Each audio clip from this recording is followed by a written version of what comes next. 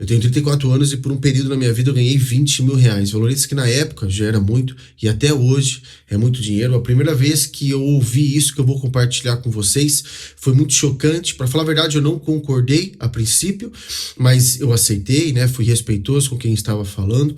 E depois de um tempo, uns 4 ou 5 anos se passaram e eu comecei a viver algumas coisas no qual eu lembrei desse assunto e acabei concordando. Na época que a gente ouve algumas coisas, a gente meio que não entende, porque a gente não está num ambiente no qual aquilo relacione, mas pode ter certeza, se você não concordar com esse assunto hoje, daqui uns 4, 5 anos, 3 anos talvez, com certeza você vai lembrar desse vídeo. Por mais que nós, seres humanos, tenhamos 2 olhos, é impossível nós olharmos qualquer coisa ao nosso redor com mais de uma perspectiva. Se você pegar qualquer objeto, qualquer produto, qualquer coisa na sua mão, por mais que ele tenha 10 dimensões, 10 lados diferentes, você só vai conseguir olhar um lado.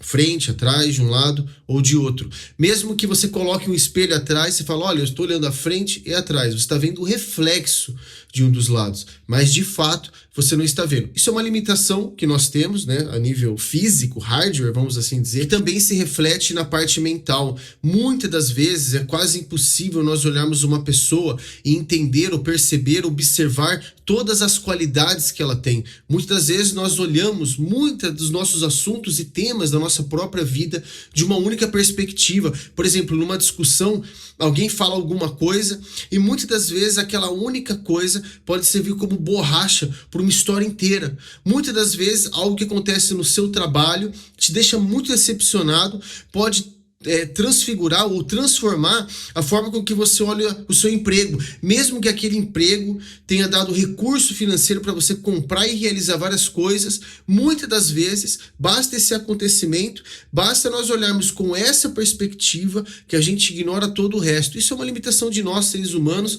Muitas das vezes, com o longo dos anos, com a consciência que a gente tem disso, a gente se torna um pouco mais paciente e por mais que a gente vê uma só perspectiva, a gente tem a paciência de esperar aquele sentimento, aquela emoção passar e voltar a olhar os inúmeros lados que aquela situação tem em assunto. Mas na grande maioria das vezes e na grande maioria das pessoas e da sociedade, é assim que funciona. Alguém, seu amigo, sua esposa, sua namorada, seu patrão, seja lá quem for, muitas das vezes a interpretação que ela vai ter, a observação que ela vai ter sobre a sua vida e sobre a sua pessoa é a que mais se destaca ou é a última. Sabendo dessa nossa limitação, eu quero criar com você uma história que vai ilustrar bem o que eu estou vivendo na minha vida e o que eu já vivi na minha vida em relação à parte financeira, emocional e sentimental. Vamos imaginar que eu, Guilherme, nunca tive acesso nenhum à natureza. Nunca vi nenhuma árvore, nenhum animal, nenhuma floresta, absolutamente nada.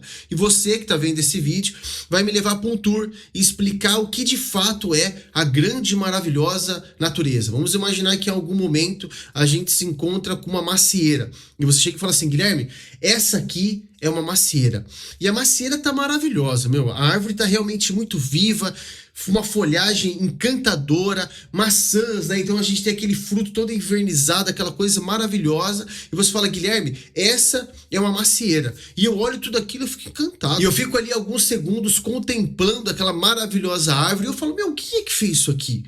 Que coisa maravilhosa, meu. Como que alguém pensou em todos os detalhes? A textura da folha, o sabor da maçã. Quem foi que criou todos os elementos dessa coisa maravilhosa? E você fala assim, olha, foi a natureza.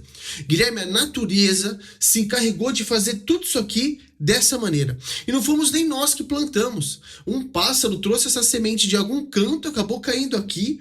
A própria natureza, né, a terra, puxou ela para dentro, germinou aquela semente e criou essa maravilhosa macieira. A natureza produziu tudo isso aqui que você está vendo. Eu fico encantado. Volto para minha terra, volto para minha vida, você também volta para sua vida, e eu decido contar para as pessoas ao meu redor sobre a macieira. Eu falo, meu, existe uma coisa que se chama árvore, e é uma macieira.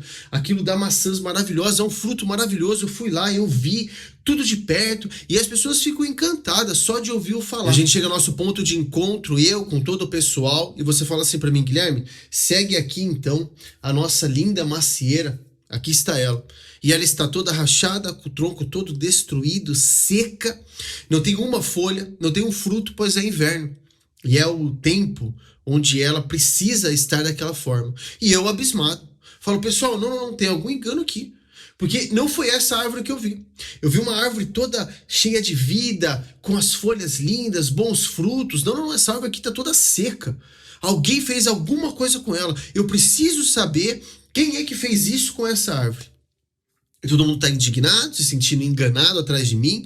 E eu com uma cara de tacho, porque eu prometi inúmeras coisas. A natureza, sem interferência nenhuma, agora criou essa versão da árvore. É a mesma macieira, Guilherme. Só que nós estamos em outra época do ano e ela se comporta dessa forma. E eu olho para você e pergunto, nossa, mas por que a natureza fez isso? Não faz nenhum sentido. A natureza, depois de todo aquele trabalho em deixar ela toda viva, com as folhas e com os frutos, por que ela não permanece naquele formato durante o ano todo? Por que ela não dá fruto o ano todo? Por que as folhas não estão verdes o ano todo? Não faz sentido a natureza destruir e depois refazer tudo aquilo. A minha pergunta é, por que você não escalou muito dinheiro todos os anos? E essa é uma pergunta que eu sempre fiz a mim. Por que todos os anos eu não produzo mais? Por que todos os anos eu não consigo ver a minha árvore toda cheia? A grande questão é que minha árvore está cheia o ano todo, porém de frutos diferentes. A grande questão é que eu não consigo muitas vezes olhar para o espelho, olhar para mim e tentar entender quais são as macieiras que hoje estão secas, mas amanhã vão estar cheias de fruto. É impossível que eu e você estejamos em alta performance, estejamos sempre bem-sucedidos. É impossível que as suas próprias expectativas sejam supridas o ano todo, ainda mais as expectativas de outras pessoas em relação a você. Muitas vezes a pessoa pode te olhar hoje e falar, caramba, mas o Guilherme, acho que ano passado ele estava melhor de grana, meu. Olhando o Guilherme ali, o carro que ele tá, eu acho que essa árvore tá seca. E muitas das vezes, de fato tá. Muitas das vezes é aquela época onde ela tem que ter descanso, onde ela está com baixa produtividade, mas existem muitas outras áreas no qual existem frutos. Só que muitas das vezes, a única área que é mais evidente em nossas vidas é a área financeira. Muitas das vezes eu, Guilherme, só olho por uma única árvore, enquanto toda a floresta está com cheias de fruto e folhagem, eu olho para a árvore financeira e sempre dou mais crédito a ela. Se ela estiver seca, parece que todo o resto perde sentido. E quando ela está florida, todo o resto tem que florir junto. Porque afinal de contas, tem muito fruto. A árvore financeira parece que geralmente ela dita o ritmo de observação das outras árvores. Mas isso é justo? Isso não é justo? Isso vem e é fruto de uma sociedade no qual eu também estou inserido. Por mais que eu não concorde ou concorde com algumas coisas, eu estou numa sociedade no qual eu fui moldado e ainda sou moldado. Eu sei que muitas das outras árvores são importantes, mas a árvore financeira é a árvore que muitas das vezes dita o ritmo de um casamento, de uma amizade. Muitas vezes dita o ritmo de confiança que o seu sogro ou a sua sogra tem com você, de que seus pais têm com você. Por mais que os seus pais conheça muitas das árvores que está dentro de você, talvez eles ficam tranquilos quando o Guilherme, ou de certa forma tranquilos, desculpa, quando o Guilherme não está com muita paciência, quando o Guilherme não está muito amoroso, quando a árvore do carinho, a árvore do conforto e da empatia, do sorriso, quando essa árvore está um pouco murcha, pode ser que as pessoas não se preocupam tanto. Mas que pai que vê um filho passando necessidade financeira, fica tranquilo. Ou deita na cabeça e dorme tranquilo. Ou qual filho, ao saber que o pai anda um pouco sem paciência, ao saber que o pai anda um pouco, não muito alegre, não está praticando muito os seus hobbies, não está muito comunicativo, muitas das vezes nada disso faz com que um filho, perca seu sono. Mas um filho ou uma filha, sabendo que os pais têm dificuldade financeira, que filho consegue dormir tranquilo?